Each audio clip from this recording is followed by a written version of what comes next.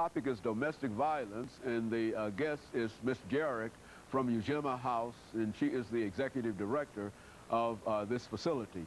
And of course, Miss Jarrett, let's talk about this in the sense that we could perhaps bring some additional support for what you need as well as what the city of Nashville needs. Certainly you need some additional help to expand your facility, but the city of Nashville, with only 2 or 3 facilities, needs some additional support to expand the number of facilities that are available.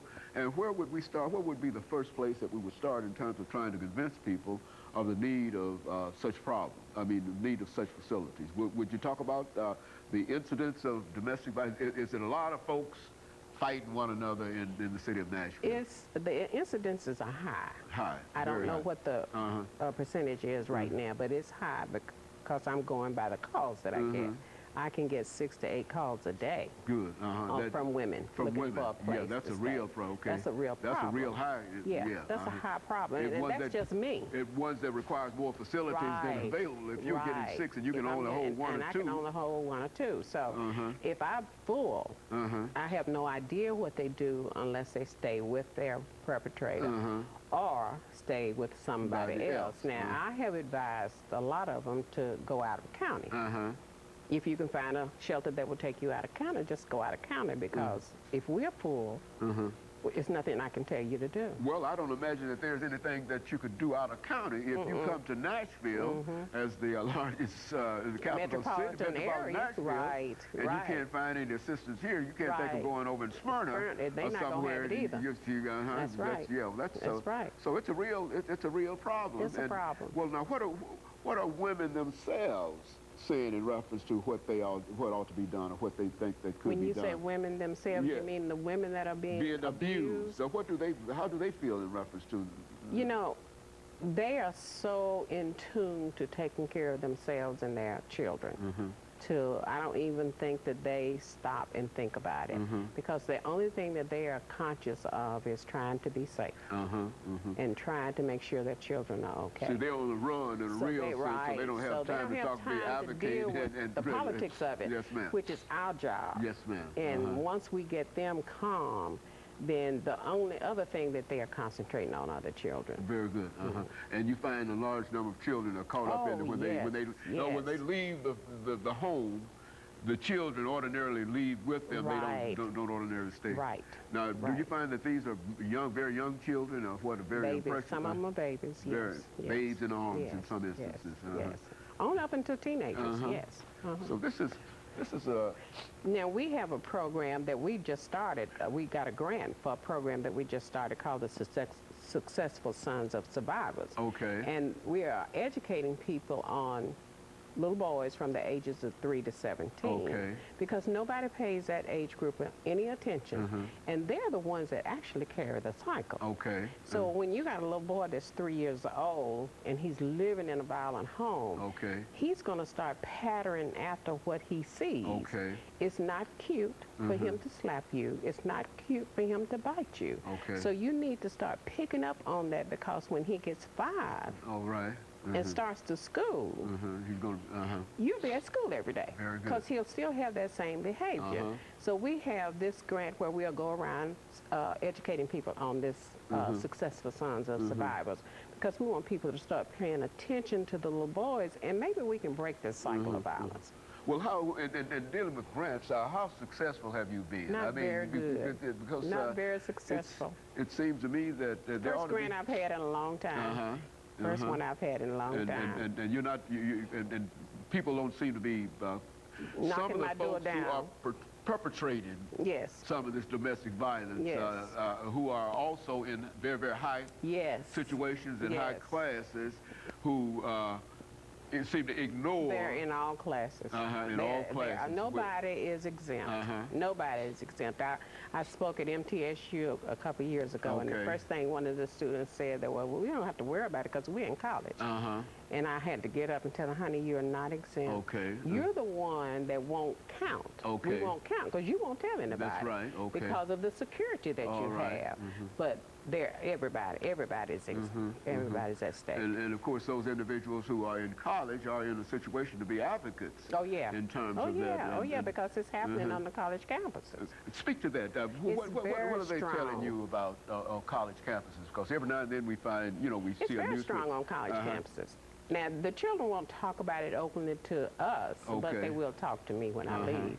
But it's very high. And these are all generally unmarried individuals who have girlfriends or boyfriends or whatever, and they get into kind of... You know, domestic violence starts in the age 10. Okay, speak to that. I didn't know. Little boys start beating on little girls at that age, and the children in high school are dealing with it. See, they think because he calls you 24 hours a day or every day and wants to know where you are, that he loves you. But no, he's possessing you. Trying to keep track of you. He's trying to keep track of you. So the little girls don't know. They need to be taught what's possessive and what's not possessive behavior, because it can lead to a form of possession. Well, now, do you think that because it's such a problem in all age categories and all economic categories, do you think that the school system, metropolitan school system, perhaps they do have some kind of program dealing with domestic violence that they could introduce? They don't have those kind of... As far as I know, they don't. Well, as far as I know, they don't. It seems to me that would be the place. It would be one. That would be one of the places that people could start if we want to talk about really, if we are sincere in breaking the cycle. That's right. You need to start in the classroom, and you need to start in the young classroom, because see, we all want to go to the ages of 10. All right. By the time those little boys get to 10 years old, they already have their habits formed. They do. So if you don't catch them at 3, then you're going to have a 10-year-old picking up a gun. I know that I've got a granddaughter who's 5 years old and who's in kindergarten now. She knows right from wrong. Right, and she tells us about some of the young men that are there that are doing the kind of things that you would never expect a 5-year-old in kindergarten child to be doing. Touching them inappropriately and saying things and slapping them around. And see, when you tell people that, they look, oh, that's not happening. Yes, it is happening. But I'm finding out from her experiences, because she comes home every day and talks about that. It's and real she talks life. about it all the time, too, as if it's... She's right. And see, those kids started this behavior at the age of 3. Okay, and so by the time they get to kindergarten... They thought it was cute. That's right. We all think our children are cute. I thought mine was cute. But by the time they get to 5, 6, and 7 years old, and then later on they get into it's too late. Yeah, it's a real problem. It's a problem then. It's a problem. And then everybody's got to take notice. Very good.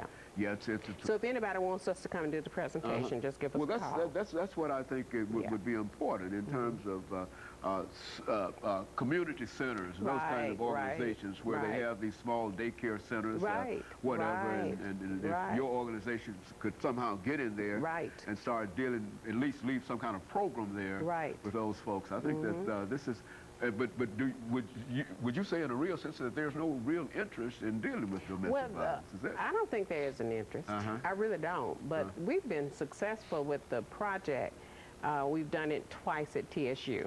But the TSU was interested. And you know, these are young adults. So a lot of them don't have children. Some of them did have children. So and we've gotten a good response from the ones that we did. We haven't done it to...